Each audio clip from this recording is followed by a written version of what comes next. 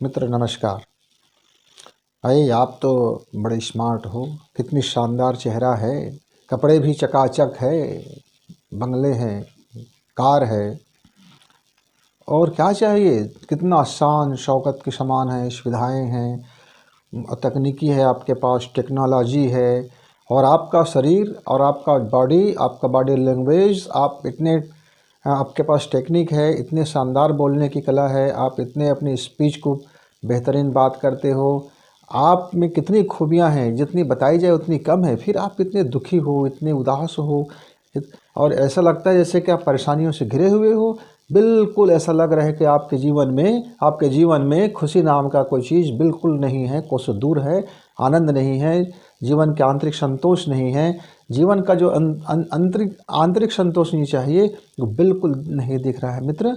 तो आप एक बात हमेशा याद रखें कि वक्त सूरत दे करके फैसला नहीं करता, वक्त सूरत दे करके कोई परिणाम नहीं देता, वक्त आपके टेक्नोलॉजी को देख के कोई परिणाम नहीं देता, वक्त आपकी सीरत को देख करके कोई कर्म फल को तय करता है। आप जो बोओगे अंततः वही ही काटना पड़ेगा। अब तरीका ये है कि आप काटते समय किस भाव से आपने उस वक्त को गुजारना है। उस घड़ी में जब आपका पिछला कर्मों का हिसाब पाई पाई का हिसाब होता रहे, तब आपको नया खेती करना है, नया बीज बोना है, नया पौधे उगाना है।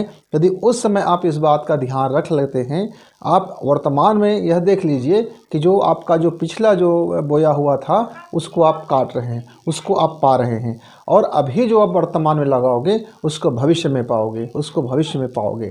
तो जो सपने, जो ज़िंदगी आपने जी लिया, पिछला ज़िंदगी में जो किया, वो उसका हिसाब अभी हो रहा है और इस हिसाब के हिसाब से अभी जो आप करोगे उसका हिसाब फिर आगे होगा। तो सूरत से कोई लेना देना नहीं है। वक्त बड़ा पाबंद से बहुत कंजूस हिसाबी है, वो अपना हिसाब कर ही लेता है। मित्र, कुतुब मीनार पर बैठा हुआ कोई कौवा बहुत ऊंचा और महान नहीं हो जाता और यदि छोटा सा वृक्ष में बैठा हुआ कोयल कोई नीच और अधम नहीं हो जाता। तो आपको यदि देखना है तो उसके गुणों से देखना होगा। मनुष्य की पहचान, पशु पक्षियों की पहचान उनके गुणों से होता है, उनके गुणों से होता है। बाघ जो शेर होता है, जो टाइगर होता है, वो हिंसक प्रवृत्ति का होता है। आप उनसे कहोगे हाउ आर यू, आप कैसे हो, तो वो फिर आपको अपने हिंसा के हिसाब से आपको जवाब देगा। तो जवाब कहाँ देना है, कैसे देना है, इसको भी आपको जीवन में सीखना होगा। और जीवन सिर्फ टेक्नोलॉजी से नहीं बनता, सिर्फ सूरत से आपका घर परिवार बेस्ट नहीं हो सकता। आपको देखना होगा कि आप अपने क्रोध का मैनेजमेंट कैसे कर रहे हैं, आप अपनी लालच का मैनेजमेंट कैसे कर रहे हैं, आप अपनी ईर्ष्या का मैनेजमेंट कैसे कर रहे हैं, आपके अंदर में जो निंदाखोर एक व्यक्ति बैठा हुआ है उसका मैनेजमेंट कैसे करते हैं, आपके अंदर में एक लालची व्यक्ति बैठा हुआ उसका मैनेजमेंट कैसे करते हैं, आपके अंदर में एक वासना से भरा हुआ व्यक्ति बैठा है उसका मैनेजमेंट कैसे करते हैं, आपके अंदर में जलन है, कुढ़न है, आपके अंदर में आग लगी हुई है, उस आग को, उस फायर को आप कैसे शांत करते हैं। आप क्या धुआं से ज़िंदगी कुड़ा रहे हैं कि गिलास में डाल के ज़िंदगी कुड़ा रहे हैं, क्या कर रहे हैं। क्योंकि बर्फ़ जमने में वक्त तो लगता है, पर बर्फ़ जम ही जाता है जब -डिग्री होता है। तो उसी तरह से जो बर्फ़ जमा हुआ है, जब गर्मी आती है, जब गर्मी हो जाती है, जब वह 100 डिग्री से ऊपर तापमान में चला जाता है तो वह बर्फ़ पानी ही बन जाता है और ज़्यादा गर्म हो जाता है तो अब जो पानी जो है वह भाप बन के उड़ जाता है, उसका अस्तित्व ही समाप्त हो जाता है।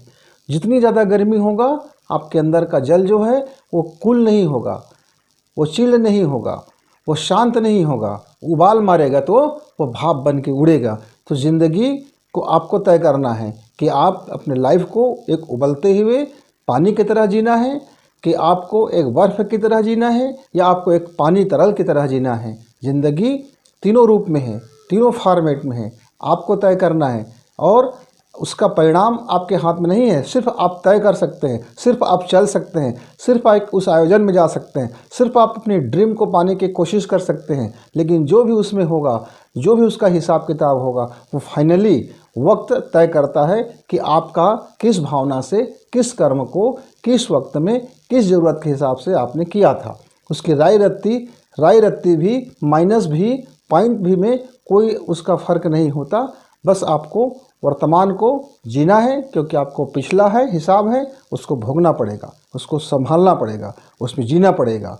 और आज आप बेहतर कीजिए ताकि आपका कल सुनहरा हो सके और नए दिन मान हो सके, नए रोशनी से भर सके, खुशी से भर सको। तो अपने को, अपने परिवार को, अपने बिजनेस को, अपने मोहल्ले को, अपने गांव को, अपने शहर को आप बेस्ट करने की एक कोशिश कीजिए। आप देखेंगे कैसा बेस्ट होता हुआ चला जाता है, बिल्कुल चला जाता है। भावना बहुत ज़रूरी है कि आप किस भावना से कौन से कर्म को कर रहे हो। धन्यवाद मित्र, फिर